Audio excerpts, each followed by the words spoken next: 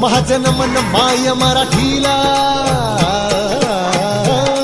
माझे नमन माय मराठीला, आपल्या बोलीला मानितो तिला जीव तिचा.